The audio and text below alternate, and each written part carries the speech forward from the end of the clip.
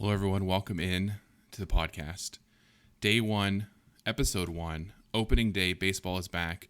We have a great episode for you. We have maybe the worst lineup introduction in baseball history. We have the Pirates spending money. Sit down. Pirates are spending money. We have a baseball game, real life baseball game between the Pirates and the Cardinals. And we have a couple other tidbit of news information that came out today. But yeah. Sit back, relax, enjoy the Buccanever.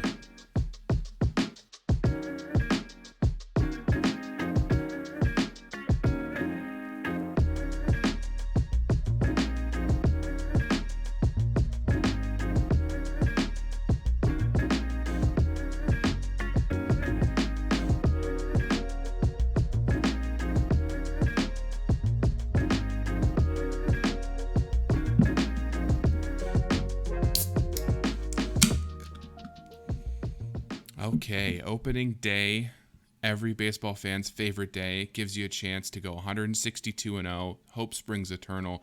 I don't care if you're the Pirates, the Diamondbacks, the Orioles, the bottom of the barrel, or if you're the Yankees, Blue Jays, or the Phillies looking to compete for a World Series. This day, fresh slate, everyone starts 0-0, can go anywhere, could make trades, could bring up prospects, doesn't matter. The whole season is open, and it's very exciting. I woke up this morning, big smile on my face. I knew I had a game at 4:15. I was like, baseball. It's back. Spring's right around the corner. I have some flowers blooming in my backyard. They're popping out. And I I made the decision. I'm smoking a pork. I got a pork on the Traeger. Smoked that. Gonna have a nice sandwich for the baseball game. So yeah, I did that, got everything ready. And then about, I want to say 2 or 3 o'clock in the afternoon, we got the news. Brian Hayes signs an 8-year, $70 million extension, largest contract in Pirates history. And you're just over the moon. You're like, oh my gosh, we're going to have a player for 8 years. He's going to be around. He's going to be a mainstay. He may retire a Pirate. Who knows? The future is so bright. I kind of wanted to do a little digging and see comparable players, their contracts. Guys like Matt Chapman, really good defensive third baseman, getting 2 years, $25 million. That's like 12 and a half a year. And Eugenio Suarez for Seattle. Of course, he signed the deal with the Reds, but 6 years, $66 million. That's like $11 million a year. Hayes is getting roughly $8.75 million a year. So it's a good deal for the Pirates. It's a good deal for Brian Hayes because, as we found out, he's a little injury prone. But we'll get to that in a little bit. So we find out that news. Everything's so exciting. We get to the beginning of the game. And, Cardinals home opener, they're honoring Adam Wainwright. They're honoring Albert Pujols, who's back. They're honoring Yadier Molina in his last season. All probably future Hall of Famers. Ugh. Anyway, personal opinions aside, that's fine. You want to give them their little moment in the sun, that's fine. Opening day, very special for them. But then, what they proceeded to do was bring out every single player on their own personal truck. Ford truck, I believe, who sponsored that and gave everyone a truck to ride out on, was the longest and most ridiculous lineup introduction I've ever seen. It was so ridiculous. I saw what they were doing, and it's not like they were bringing out the starting lineup. They were bringing out all 28 members of the team. Brought them all out, all in their own trucks. Brought them out through the outfield gate, back by the warning track, up the third base side, got off on the truck, walked up on the red carpet, stood in line. It took forever. I laughed. And then I left. And then I went down to the beer store, got a 6-pack, came back, and they were still doing it. Didn't miss a pitch. That's how long it took. So yeah. I just had to say that. I thought it was pretty ridiculous. So we cracked a beer. First pitch underway. Baseball's back. JT Brubaker, he looked all right. He struggled with location. He was pretty much all over the place. I think he was like 50 pitches through 2 innings, so he wasn't going to make it long. And the shortened spring training, pitchers aren't going to last very long anyway. And so he was kind of all over the place. Did get tagged for a home run. Tyler O'Neill launched a 3-run blast, 4-0 when he to make it 4-0. And then JT exited after that. Paul Goldschmidt walked 3 times, just kind of a little note. Just some other interesting things I noticed. Well, let's get to the big news. First inning, a little pop-up behind the third baseman, Brian Hayes, dives for the ball, gets up, nothing, no big deal. A couple plays later, see some trainers out there with him looking at his hand. And no joke, we all thought he broke his hand. Like, Twitter was going crazy. Everyone thought, that's it. He signed the contract, broke his hand instantly. So that kind of makes you realize why he would take a $70 million 8-year deal, because maybe he is a little injury prone. We don't know. Turns out it was just a cramping in his arm, and that he should be good to go for Saturday, hopefully. He said he went to the hot tub, it relaxed, and it was fine.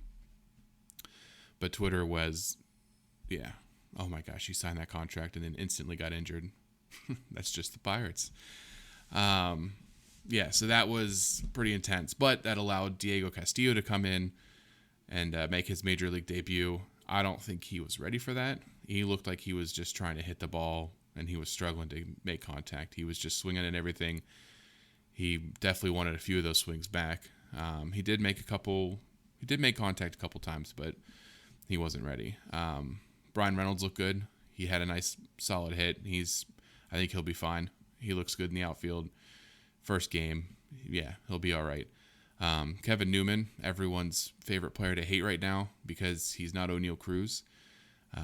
Didn't look great. Had a couple errors. He did make a couple good defensive plays. I'll give him that. He did make a couple nice turns there towards the end of the game, but grounded into a double play at a crucial point in the game, late in the game. Had an error. Just not good for him. He had, especially with everybody looking for O'Neal Cruz out there. Kevin Newman I felt bad for him a little bit, but everyone loves to hate him. So the over for the game was 8 runs. We took the over in every game, and it cashed, all thanks to Nolan Arenado. Smoked a 2-run home run, I believe, in the 8th inning, which cashed, and the Cardinals won 9-0. So with 9 runs by the Cardinals, we hit the over. So 0-1 on our march to 65 wins, but 1-0 on the overs. So take it or leave it. Overall, pretty crappy opening day if you're a Pirates fan. The other weird thing was leading off Daniel Vogelbach, 270-pound guy who should be batting 6th. I almost feel like you should have switched Newman and Vogelbach, but, Derek Shelton likes to play with lineups, but maybe not this early in the season. I don't know. We'll see. He's very experimental with his lineups, and especially when you have a bunch of players who aren't the best, you can kind of just do whatever with them and see what works.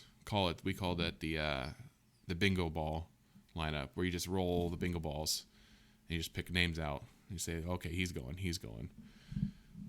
So, and right before we got on the recording, actually, the Pirates traded Adonis Medina for cash considerations.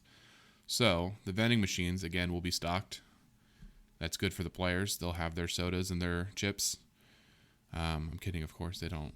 I'm sure that they won't be using that for the vending machines. Hopefully they reinvest that in extending Brian Reynolds, because if they can lock down those 2 players for a long time, they can start building that core. Reynolds, Hayes, Cruz, Henry Davis. That can be your core in the coming years. So we have a 9-0 loss, brutal loss. Just nothing went right. Errors, bad offense. Pitching wasn't solid. I will say, though, Will Crow looked good, and the new guy, Humbry, looked good. They were missing a lot of bats, so that was good to see. Hopeful, it's day one. The overreactions are going to come fast and furious, as they do, because it's one game and people are used to football where you only have 16, 17 chances. This is 162. So, you're going to lose a lot. And, if you're going to shoot for 70, 72 wins, you're still losing 90. So, yeah, a lot of losing this year. But we got Saturday. Saturday we have Mitch Keller versus Miles Mikolas. Miles Mikolas. I can never say his name right. Mitch Keller looked good in the spring. He had a 2.92 ERA, 12 strikeouts over 12 innings.